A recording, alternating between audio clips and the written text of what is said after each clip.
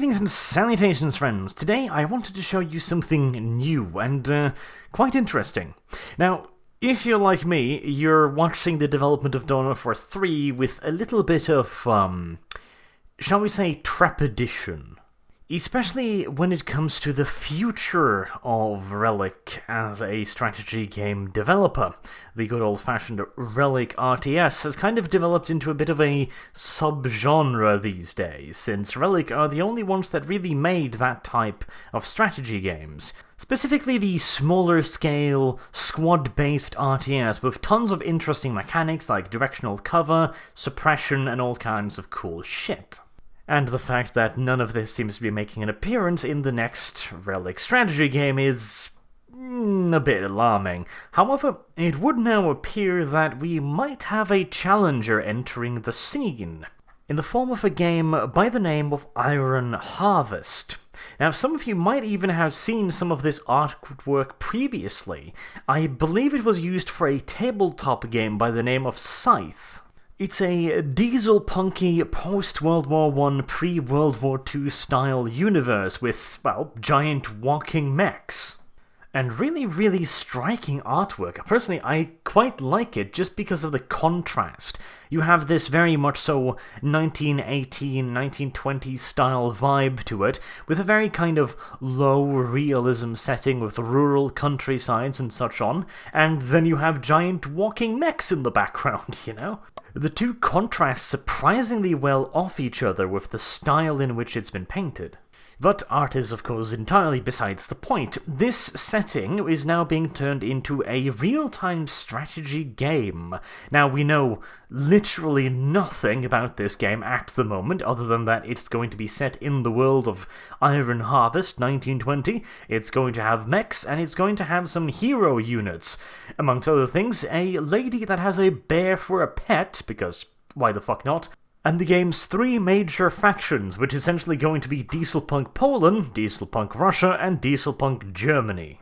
Beyond this, we know virtually nothing. Will it be squad-based, like Company of Heroes? Will it be individuals, like Men of War? And I bring up those examples because the developers themselves have said they are major fans of both the Relic Style RTS, Company of Heroes and Dawn of War, and also the Men of War series, which is really interesting, because from what we can see from the very early screenshots, and bear in mind, this is pre-alpha, the game has barely entered development and is not going to be coming out any fucking time soon. Nevertheless, I figured it was worth a little peek, just to talk a little bit about it already, although it is very early. So, let's have a look at this screenshot. Now, down in the bottom right corner, you see what appears to be a squad of men, and if you look carefully, you can see that they're making their way around cover. You can see one guy there vaulting across the low brick wall. You can see other people hugging the wall for cover. Now, granted, maybe this is just purely cinematic nonsense, maybe this is an entirely staged screenshot, I honestly don't know, but I really like the idea. Even if this is entirely staged, I'm going to assume that this is the feeling that they're going to be going for, and this immediately strikes me as very much so a Company of Heroes style thing. You have intelligent squad movement, where the individual members will be trying to navigate across and around difficult objects and seeking cover. The alternative is that they are all individual models. In Men of War, you could command larger squads, technically speaking, by bandboxing them, or you could point around individual members. You could also take direct control over individual members and steer them around the battlefield with the WASD and firing with left mouse button, all of that usual jazz. It's pretty hard to tell from a still screenshot, obviously, but nevertheless, it's really interesting to know that this is their inspiration, and that, though early it might be, it definitely looks like they're going for something along that feel. Now, one of my primary gripes with the Men of War series is the fact that the soldiers you commanded were complete and utter fucking morons. They could barely be counted upon to actually fire at the enemy when he walked out in front of them. If they can fix that, then I wouldn't really mind the individual unit control system at all, as long as I can actually count on my units to do what they're told to. If I tell them to attack an area, they're going to be moving into that area and then engage the enemy, instead of Men of War, where they frequently would just go like, oh, I'm under fire, it's fine, I'm just going to continue walking slowly over to the cover here, I'm not going to return fire, I'm not going to hit the dirt and seek cover, I'm just going to get fucking murdered. As long as that's fixed, I don't really mind the individual control, although personally I have to admit I would prefer squads, simply because I like the added tactical element of that, and the unit preservation. Now, if you're just running around a single dude, preserving him as a unit is harder unless you give him a fairly considerable hit points bar, which I don't really want to see. I would much prefer squads with a shared health point bar, where individual models fall out as the unit takes damage. Now, they may have their own individual hit point bars, additionally, that'd be cool, and hell, the perfect dream would be if they had both systems at once.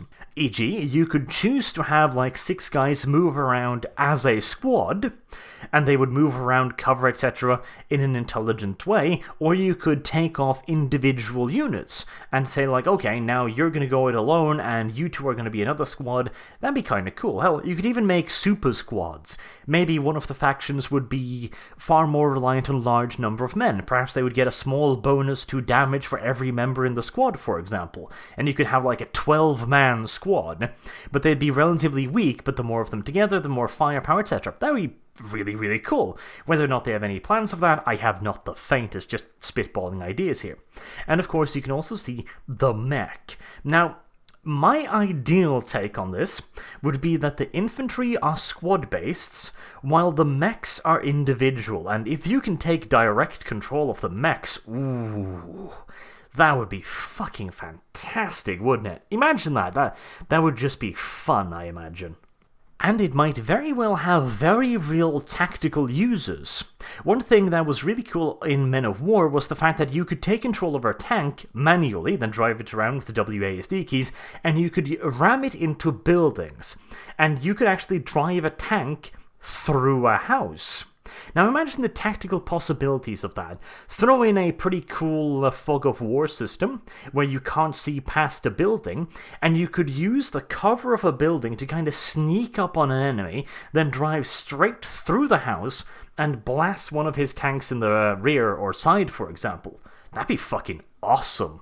Oh, and additionally, I can't help but notice that some of the mechs carry gigantic fuck-off rifles with bayonets on them.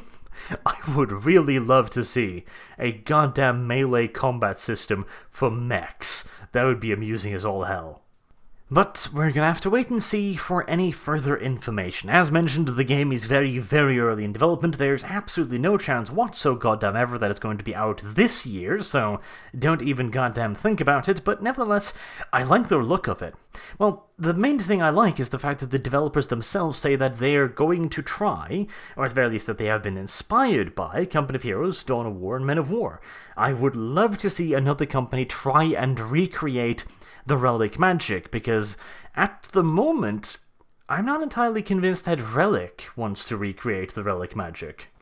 Although there is one thing that does have me a little bit worried. The game will not be PC exclusive.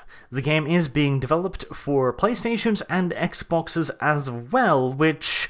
Call me a dirty, filthy PC elitist if you wish, I wear that badge with pride, but here's the thing. The good old-fashioned control system of keyboard and mouse is vastly superior to console controllers when it comes to operating the mechanics of a real-time strategy game. They're just better.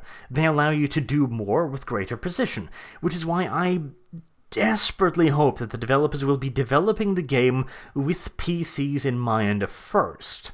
Develop the control scheme to be used on a PC, and then adapt that control scheme to consoles, rather than the other way around, because here's the thing.